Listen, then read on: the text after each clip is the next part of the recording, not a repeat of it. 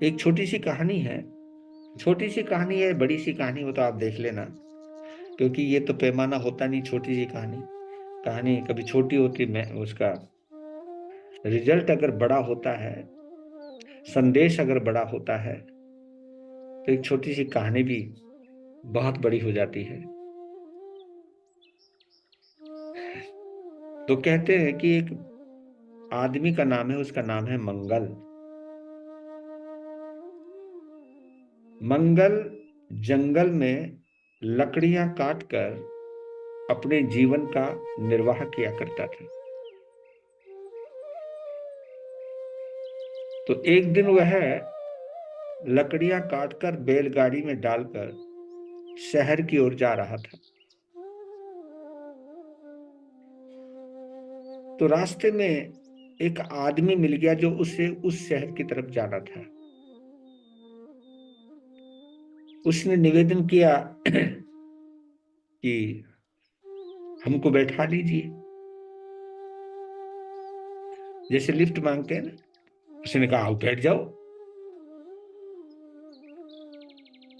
तो उस बंदे का नाम सूरज था।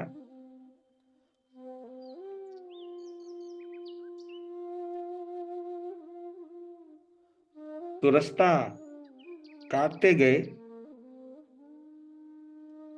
और रात को सूरज ने मंगल को अपने घर में रोक लिया। रास्ते में उसका घर पड़ा तो कहा कि अब रात ज्यादा हो गई है, तो आप रुक जाओ, क्योंकि रास्ते में बात करते रहे दोस्ती हो जाती है। ऐसे कई लोग होते हैं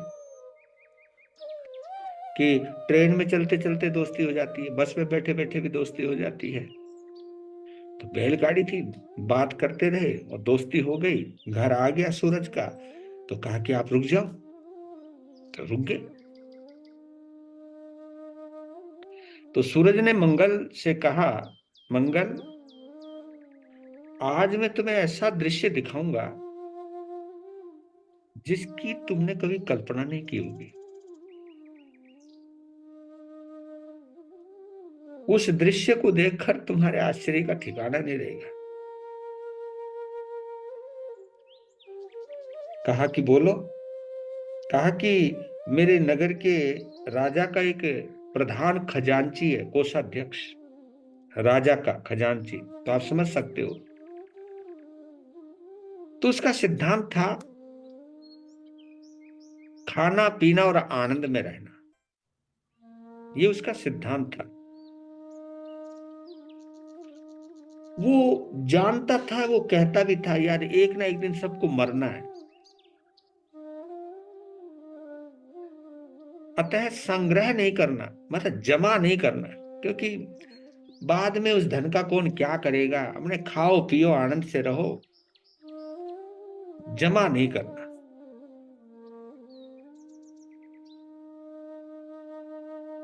तो यूं तो खजांची प्रतिदिन अपना ठाट बाट से रहता था, ठाट बाट से खाता पीता था, लेकिन पूर्णिमा के दिन उसका नजारा ही कुछ और होता था। तो पूर्णिमा के दिन अड़ोस पड़ोस के, कई बार तो बाहर के लोग भी उसके भोजन करने के तरीके को देखने के लिए और बनवाने के तरीके को देखने के लिए दूर दूर से लोग आते थे उसको देखने के लिए, क्योंकि उस दिन वो अपडेट रहता था। सोने के आभूषण पहनता था, बड़े बड़े मुकुट बांधता था, और कपड़े भी अधिकांश सोने के तारों से जड़े हुए वस्त्र होते थे। उस दिन वो विशेष रूप से स्नान करता था, मर्दन करता था, ताकि वो खूबसूरत नजर आए। यहां तक कि उसके हलवाइयों को भी वो वस्त्र आभूषण पहना करके रखता था। सोने के रतन जड़ित कटोरों में, थालियों में वो भोजन करता था। और इतना प्रकाश रहता था वहां पर, पूर्णिमा की रात में इतना उजाला रखता था कि लोग उसकी शाही ठाट बाट को देखकर अचंभित हो जाते थे। ऐसा लगता था जैसे कोई ऊपर से इंद्र आकर के भोजन कर रहा है। खूबसूरत तो वो था ही, खजांची था।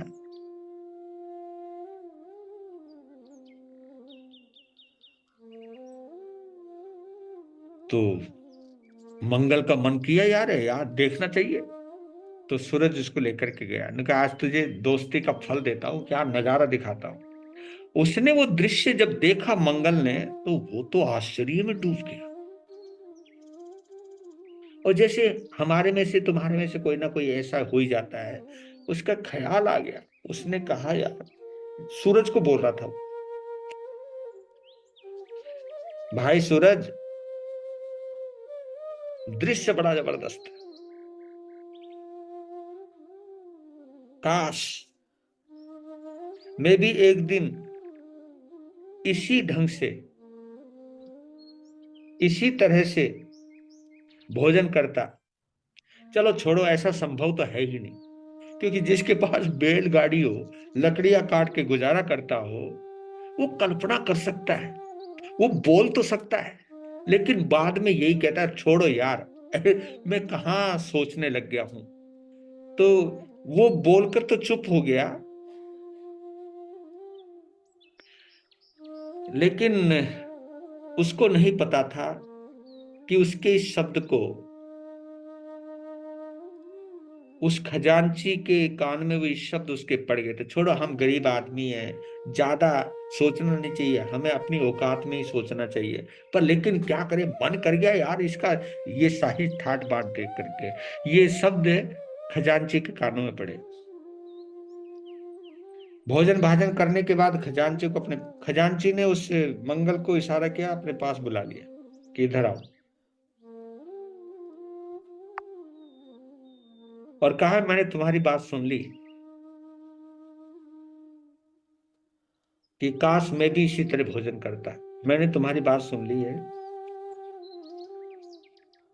तू सच्चे दिल से बोल कि पूर्णिमा की रात में तू मेरी तरह भोजन करना चाहता है।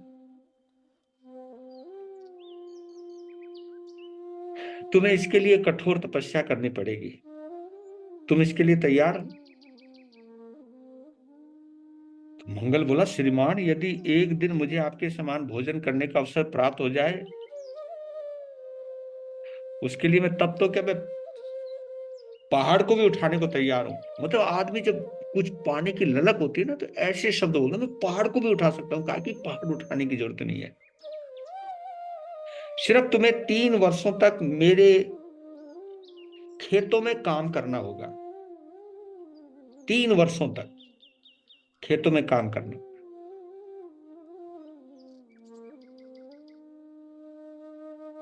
तो उसने कहा जी मैं तैयार हूं। उसने लकड़ियों का काम छोड़ा और उनके खातों, खजांची के खेतों में जुट गया।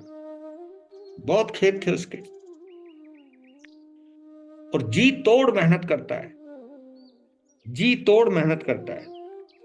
और उस खजांची के जितने भी मजदूर थे, वो मंगल के मधुर व्यवहार से, मीठी बोलचाल से इतने प्रभावित हो गए कि वो उसे मसीहा मानने लगे। देखो आदमी किस ढंग से ट्रांसफर होता है, किस ढंग से एक जगह से दूसरी जगह में जाता है। उसका व्यवहार बहुत अच्छा था, बोलचाल बहुत अच्छी थी, मेहनत दिल से करता था, और उस मेहनत के जब रिजल्ट आए, उससे प्रभावित होकर सब लोग मेहनत करने लगे। और उसकी मेहनत को देखकर के खजांची प्रसन्न हो, अति प्रसन्न हो गया। 3 वर्ष के बाद जब मंगल खजांची जी के पास पहुंचा, खजांची ने प्रेम भरे स्वर में कहा कि मंगल, मैं तेरी मेहनत से, तेरे परिश्रम से, तेरी ईमानदारी से अति प्रसन्न हूं, और मैं तुझे 24 घंटे के लिए अपने मकान का मालिक बनाता हूं। जिस मकान में मैं रहता हूं, इसके जितने भी नौकर और चाकर हैं, रसोइये हैं, सब तेरे गुलाम हैं, सब मालिक है। तू मालिक बन जाए इनका। तू केवल एक दिन के लिए नहीं, 24 घंटे के लिए, मतलब एक समय के भोजन के लिए नहीं, बल्कि 24 घंटे जो भी खा, जो भी पी, जो भी पहन, जो भी यहां पर फैला हुआ मेरे घर के अंदर, सबका मालिक तू। अरे कहा नहीं सेठ जी, मुझे तो बस एक बार का भोजन करना। कहा कि मैंने बोल दिया ना, भवन का मालिक बन गया वो, क्योंकि सोच के भी नहीं आता। वो तो सोचा मुझे बैठा के खिलाएगा, उसने सोचा भी नहीं था मुझे ये सब कुछ, मैं वैसे ही कपड़े पहनूंगा, वैसे ही वो करूंगा, और खा करके लेकर के मैं चला जाऊंगा, मतलब खा खो करके। तो उसने जब कहा कि मालिक बन गया, तो किन कर्तव्य मूड हो गया। कहा कि बेफिक्र रहे, आज हम अपने मंगल का भोजन, सब मुझे देखने आते थे, आज सब जितने लोग होंगे उन लोगों में मैं भी खड़ा हूंगा तेरी शान शौकत को देखने के लिए। तो दूसरे दिन पूर्णिमा की ही रात थी, 24 घंटे में वो आती थी पूर्णिमा। चांदनी खिली हुई थी। मंगल ने खजांची वाली वही मालिश मर्दन किया, वही वस्त्र पहने, वही सोने के पाट के ऊपर बैठा, और सोने की कई कटोरियों में भोजन आके रखा हुआ है, और उसका चेहरा सोने में दमक रहा है। तो भोजन करने ही जा रहा था। उस वक्त एक सन्यासी, एक भिक्षु वहां से गुजरा, और भिक्षु से आंखें मिली मंगल की। उस साधु से उसकी नजर मिली, मंगल की, भिक्षु था। तो भिक्षु यूं खड़ा हुआ था, उसको भूख लग रही होगी, यूं खड़ा हुआ था।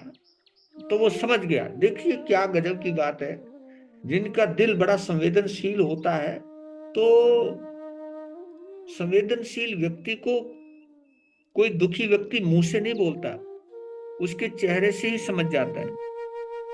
तो जैसे उस भिक्षु को देखा, तो एकदम बुला लिया कि मैं भोजन का त्याग करता हूं, आप बैठिए, आप भोजन कीजिए। भोजन नहीं किया, जबकि 36 प्रकार का पकवान, और वो उसने उस भिक्षु को अर्पित कर दिया, आप कीजिए। तो ने क्या किया, कहा कि हम बेशक से कितनी बड़ी पोस्ट पर पहुंच जाएं, लेकिन, और चाहे कोई सन्यासी हो, चाहे कोई भक्त हो, आत्मा तो सबकी बराबर होती है ना। तो इसके लिए तूने 3 साल मेहनत की है, क्या कि क्या फर्क पड़ता है।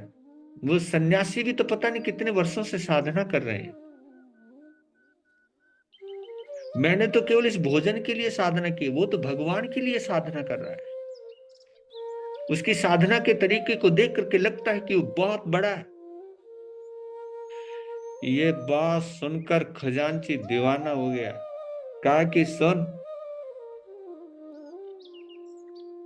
इस घर का ही मालिक बना दिया तुझे, मुझे नहीं चाहिए ये घर, ले ले तू। जैसे उस मंगल को उस घर का मालिक बनाया, तो पता नहीं मंगल के दिल में क्या आया। वो जो भिक्षु था, उस भिक्षु को मकान भी दान कर देना, कि ये मकान भी तू ले ले। तो भोजन के त्याग की, मकान के त्याग का जब जिक्र राजा के पास पहुंचा, तो राजा उसके इस त्याग से इतना प्रभावित हुआ।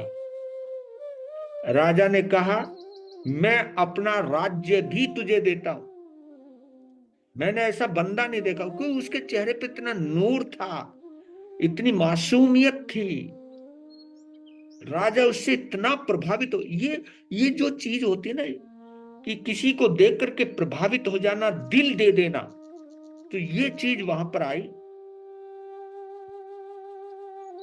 अब मैं तुमसे पूछूं, तुमको अगर कोई राज्य मिलता, कोई पद मिलता, कोई किसी की गद्दी मिलती, तो क्या करते आप। उस मंगल ने वो राज्य भी उसी भिक्षु को ही दे दिया। क्या कि जो भी कुछ है, मुझे लगता है इस भिक्षु की वजह से।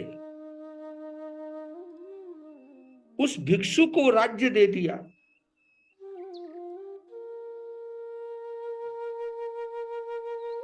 और उस जब ये दृश्य, क्योंकि खजांची भी त्याग कर रहा है, खजांची के त्याग को वो आगे बढ़ा रहा है, उसके त्याग को देख करके, क्योंकि पहला त्याग मंगल ने किया भोजन का त्याग, फिर भवन का त्याग किया सेठ ने, और सेठ के भवन के त्याग का असर राजा के ऊपर हुआ, क्योंकि वो राजा का खजांची है भाई।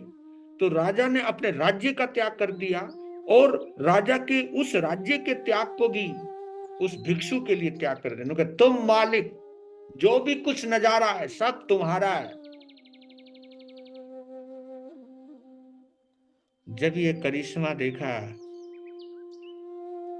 तो उन मंगल में, खजांची में और राजा के समक्ष ऐसा नजारा पेश हुआ जैसे स्वयं परमात्मा उनके सामने मौजूद है, उनके सामने साक्षात दर्शन हो रहे हैं। मुस्कुराते रहें। और उन तीनों को पता चला कि त्याग करते जाओ, भगवान तुम्हारे सामने प्रकट हो जाए। हम लोग है ना पदार्थों में इतने उलझ जाते हैं, परमात्मा हमारे चारों तरफ मौजूद होता है, लेकिन परमात्मा की हम अनुभूति नहीं कर पाते।